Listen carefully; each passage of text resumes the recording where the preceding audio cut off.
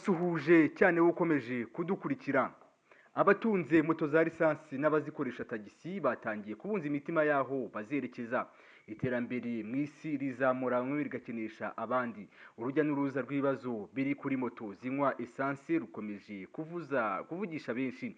Ese abaguze moto zinywa esanse bazerekeza he? Niba moto zinywa esanse zahawe integuza ko zigiye kuva ku isoko, benshi mu bazitunze bafite ikibazo cy'uko bazibonye bafashe amadeni muri banki none bakaba bagiye kuziparika.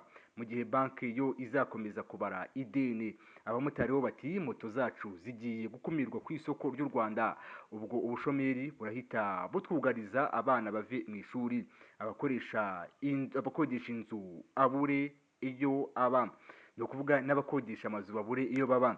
Ijambo ry'umunyamabanga wa leta muri minisiteri y'ibikorwa remezo Ambasaderi Jean de Dieu Uwihanganye yatangaje ko moto zikoresha esanse cyangwa mazutu zigiye guhagarikwa kwinjira ku isoko ry'u Rwanda, abantu bakayoboka izikoresha amashanyarazi.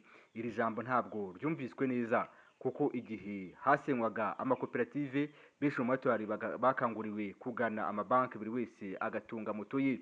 Muri Mutarama 2025 nibwo hafashwe icyemezo cyo kutongera gutanga impushya kuri moto nshya zikora ubucuruzi cyangwa se zikora taxi moto zikoresha esanse mu mujyi wa Kigali. Ni icyemezo cyafatiwe abashya bashaka kwinjira mu kimotari. Bivuze ko umuntu mushya ugiye gukora ikimotari yagiye kuri RWA gushaka ibyangombwa asabwa ko moto akoresha iba iy'amashanyarazi.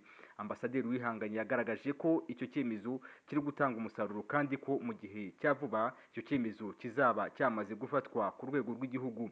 Yagize ati muzi ko leta yafashe icyemezo ko moto zitwara abantu zigomba kuba ari iz'amashanyarazi cyane cyane mu mujyi wa Kigali. Mu minsi ya vuba tugiye kwagura izo ngamba zibe iz'igihugu cyose, ntihagire moto yongera kwinjira mu gihugu itari iy'amashanyarazi, n'izitwara abantu mu gihugu hose bibi bityo. Yongeyeho ati isoko rimaze gufata ahari abazana moto, hari abakora ibyo gutanga umuriro, ntabwo ushobora kuvuga ko byera ngo de, ariko isoko rimaze gukura ku buryo dushobora kubyagura.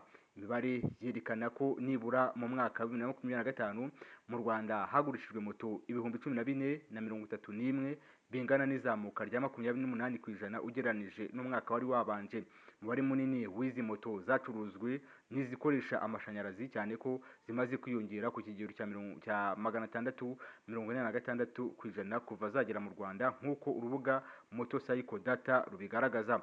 Iyo hafashwe icyemezo cyo guhagarika kwandika moto zikoresha ibikomoka kuri peteroli nka bumwe mu buryo bwo gutwara abagenzi, izisanzwe zemerewe gukora zo zikomeza umurimo, nk'uko abamotari bo basanga bagomba kubahiriza gahunda ya leta, ariko kubona moto y'amashanyarazi ku ideni basanganywe irindi bizabagora. Igihombo kuri ba nyiri moto zinywa esanse cyo kigiye kuba kinini kuko abenshi hari abari barazipatanye, haba wari ugiye kurangiza kuyishyura, haba uwayiguze, bose bagiye kujya mu bibazo. Hategerejwe kureba uko zizacibwa ku isoko.